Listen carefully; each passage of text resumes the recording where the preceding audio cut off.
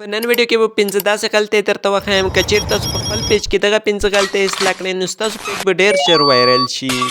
زیاتره کسان کله چې پیج جوړ کړي دوی دغه 15 غلطیو ته پام نه کوي نو ځکه د دوی پیج هم په مخ نه ځي او نه وایرل کیږي. نو د ویډیو شروع کېدو نه مخکې که چیرې تاسو زموږ یوټیوب چینل نه وي سبسکرایب کړی زموږ یوټیوب چینل در سره سبسکرایب ویډیو در سره لایک کړئ.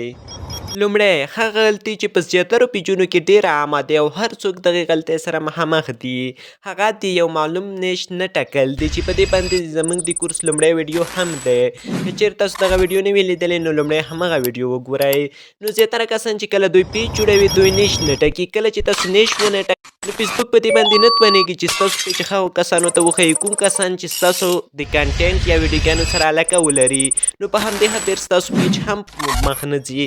که چیرې ستاسو پیج فیسبوک هغه کسانو ته وښیي چې کوم کسان ستاسو پیج سره لیوالتیا نه لري نو دوی دغه پیج نه فالو کوي. که چیرې تاسو یو معلوم نیش ولرئ نو فیسبوک هماغو کسانو ته ستاسو پیج ښیي څوک چې لیوالتیا ورسره لري.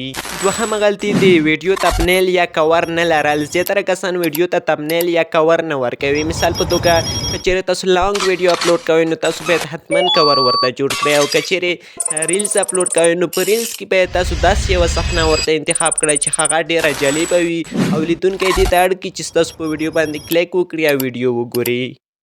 تېره ورځ چې موږ ته تاسو کوم پیجونه رالیږلي ول هغو باندې موږ ټولو نه کتنه وکړه چې موږ ولیدل زیاترو کسانو ډېر فعالیت پکې نه کولو نو تاسو باید هره ورځ حد یا کل 10 ویډیوګانې اپلوډ کړئ. که چیرې 10 ویډیوګانې اپلوډ نه کړئ نو ستاسو پیج به هم زر نه وایرل کیږي.